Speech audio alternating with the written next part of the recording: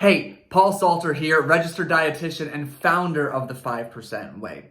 Look, if you've watched any one of my videos in the past, you know I firmly believe that achieving a sustainable weight loss not only begins in the mind, but must be achieved from the inside out. And in this video, I want to share with you a powerful, very subtle mindset shift that you can begin implementing today to set yourself up for a better relationship with food, more confidence, control, and peace of mind with that relationship with food, and ultimately help you to feel, look, and be your best. And the first two things I want to share with you are meant to help kind of lay a nice, strong foundation in which you and I can then build upon in the remainder of this video. And the first item to do that is simply to reiterate that you can learn new skills.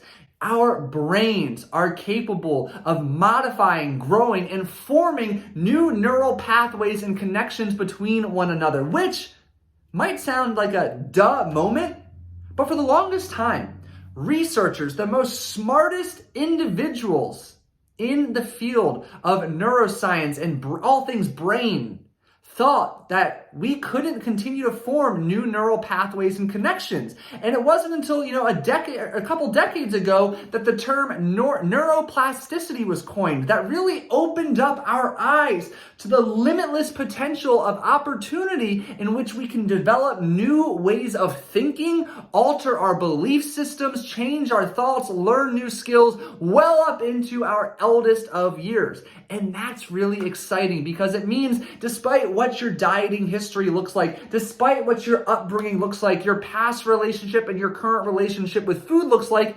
you can change it. And here is the exact blueprint to doing so. It's really quite simple. Anything related to changing your identity or your reality begins up here because your word choice, your self-talk makes up your environment of thoughts. And that environment of thoughts, the more you give attention and energy and effort toward a particular thought, it becomes elevated to a belief.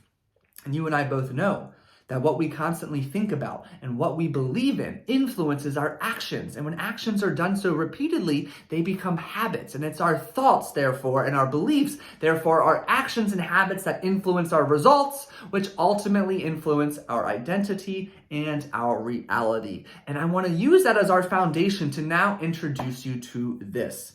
If you are struggling to lose weight and keep it off, I have a hunch you've been using the wrong definition of the word diet.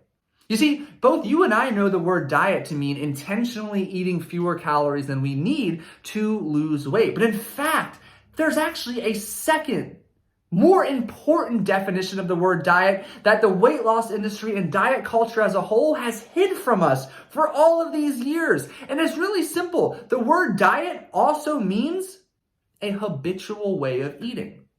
That's it. No inkling about weight loss baked into that definition. And the example I like to use to reiterate this point is if somebody shares with me, hey, I follow a plant-based diet, I don't automatically assume they're trying to lose weight.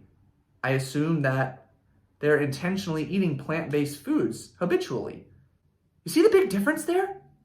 One is a habitual way of eating, a lifestyle, if you will. The other is intentionally eating fewer calories than necessary, implementing some nasty food rules, etc., to lose weight. But the problem is we have been conditioned to view the first definition as a lifestyle. And that's why every Monday or every couple of weeks we're starting a new diet. When in reality, if we make the subtle mindset shift, we change course just a little bit and put all of our weight, pun intended, into the second definition, a habitual way of eating, not only would weight loss be easier, but weight maintenance would be easier because our lifestyle, our habitual way of eating would be in alignment with wanting to feel, look, and be our best. And then we could flip the script once more and use the former definition, intentionally eating to lose weight, as a tool, a short-term intentional tool to further augment our quest to feel,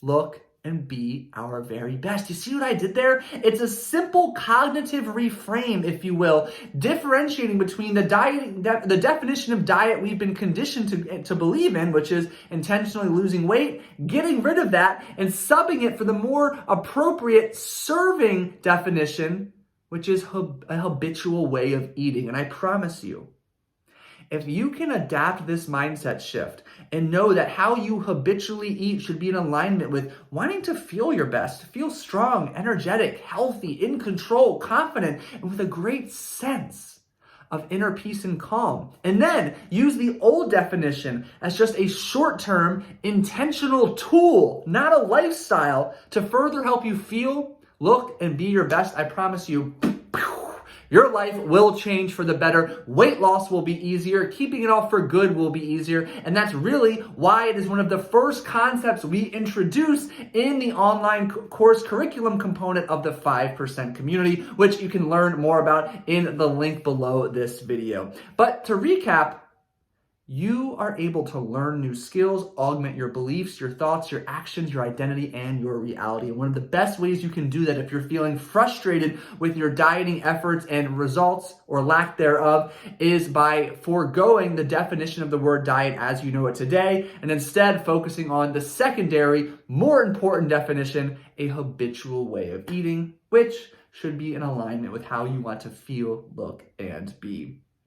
If you found this video helpful, I would greatly appreciate you giving it a thumbs up and dropping a comment below with any questions you have or anything you need me to clarify. But thank you so much for watching. Have a wonderful rest of your day, and I'll see you in the next video.